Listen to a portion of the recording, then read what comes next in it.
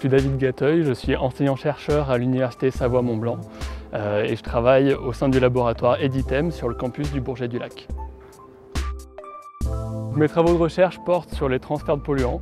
L'idée est d'aller repérer des sites qui sont potentiellement contaminés et d'aller les étudier vraiment en profondeur pour savoir si les polluants qui s'y trouvent peuvent être remobilisés, c'est-à-dire transférés vers d'autres zones de l'environnement, ou s'ils vont rester piégés sur place, et s'ils restent piégés, pour combien de temps? Est-ce qu'ils finissent par se dégrader ou est-ce que c'est des polluants qui peuvent être remobilisés à la faveur d'éléments extérieurs?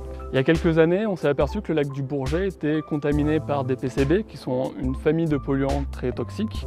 Et un des soucis qu'on a avec cette famille de polluants, c'est que potentiellement ils peuvent se transférer et s'accumuler dans la chair des poissons, et donc on peut avoir une exposition de l'homme.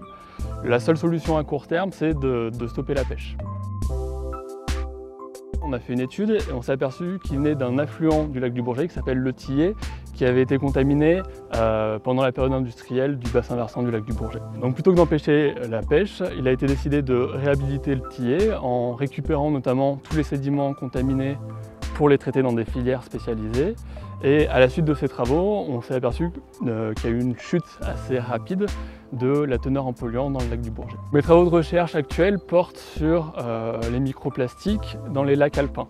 Donc les microplastiques, tout le monde visualise assez bien, c'est des fragments de matière plastique. Et nous, on s'intéresse à 3 lacs alpins qui vont être le lac Merlet dans le parc de la Vanoise, le lac d'Annecy et le lac du Bourget. On sait que ces microplastiques, on peut les trouver dans l'environnement. Et ce qu'on ne connaît pas encore, c'est comment ces microplastiques se transfèrent depuis les sources vers l'environnement. Le but de notre projet est d'étudier les 3 lacs afin de les comparer, puisque les 3 lacs n'ont pas les mêmes expositions aux sources.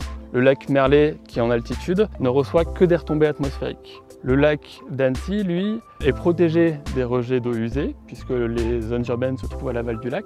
Par contre, il est ceinturé par le réseau routier, donc potentiellement, il peut être contaminé par l'abrasion des pneumatiques. Et enfin, le lac du Bourget, à côté duquel nous sommes, est peu soumis au rejet du réseau routier.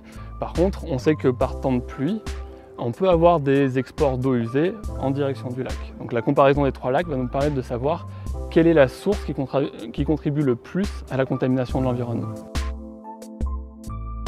Notre métier, il a un avenir, c'est sûr, puisque à partir du moment où un nouveau produit sort sur le marché, il a des chances de se retrouver dans l'environnement, et par conséquent, il faut étudier quel va être son devenir dans l'environnement. À terme, il va falloir déterminer quel est l'impact de ces microplastiques. Donc l'année dernière, en faisant un prélèvement sur un lac, on avait accepté de prendre avec nous un journaliste pour pouvoir faire de la publicité pour ce beau projet en direction d'un public plus large.